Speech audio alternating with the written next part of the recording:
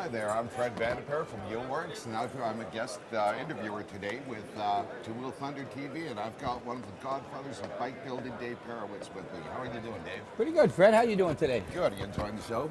Yeah, well, I just got here, so we haven't gotten too far. You know, I always run into so many people that it takes me a while to get through these things, you know? I can see that right now. A lot of people like to stop, get you to sign something, have a picture taken with you. You're a popular guy. Yeah, well, hey, no problem. Well, great. Now, Jody's here with you.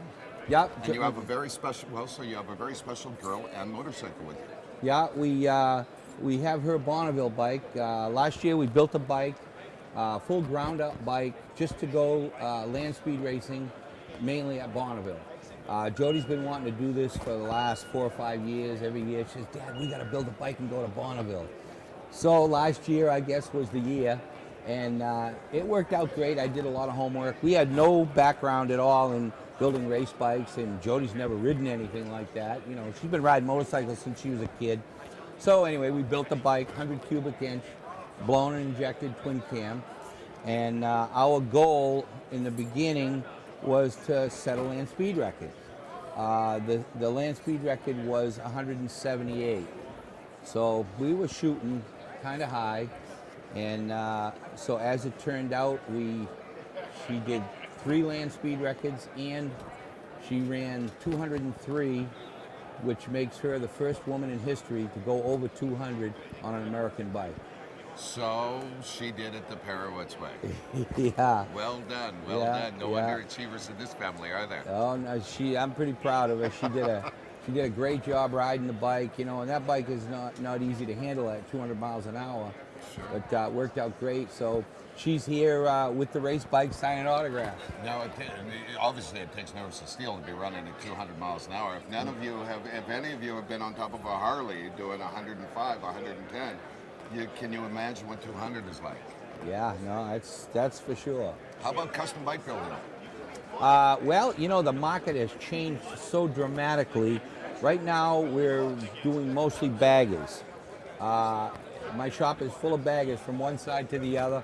Most of them are in for the same thing: rake the frame, bigger wheel in the front, fenders, stretch tank bags, and they're out the door. So it's great work. You know, I love baggers myself, and in fact, Jody just got a new road glide, so she'll be riding a bagger this year on the street. And so we've been busy. It's thank God. It's at this point in time in the industry, you have to do whatever it takes. I've got a question for you. This is a personal question. If you could only own one motorcycle, Dave, what would you own? There's no question about it. It'd be a new road glide. New Road Glide. Yeah, best bike Harley's ever made. There you go. Listen, from the godfather of bike building, New Road Glide is the best bike Harley's ever made. Hey, as far as I'm concerned, it is. Now, is there anything else we should talk about before you leave us today? Well, one of the new projects we're working on is Royal Enfield. The guys from Royal Enfield came and approached me, and they said, we'd like to give you a bike, and we'd like to have you make a bobber out of it. And then we would like you to manufacture the parts to make our bike into a bobber. I said, okay, that sounds pretty reasonable. So that's what we did. It's a little 500cc single cylinder. It kind of looks like an old Triumph, you know, but very similar anyways.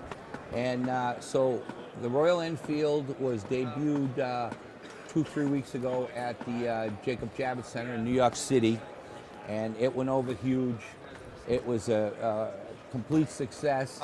So we are now a Royal Enfield dealer, and we're going to be doing more of these Royal Enfield bobbers, and so it's a pretty cool deal. That's amazing. So for you to be a Royal Enfield dealer, obviously the bike performs.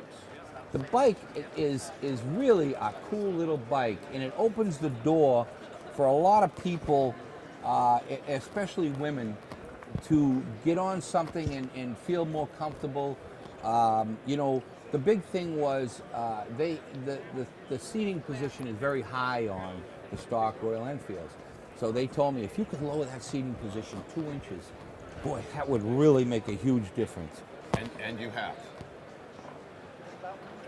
Oh, okay. So anyway, we lowered the seating position 4.5 inches. Oh, you're kidding? Yeah. So what is the seat off the ground then? You know, I couldn't tell you. I forget. Okay.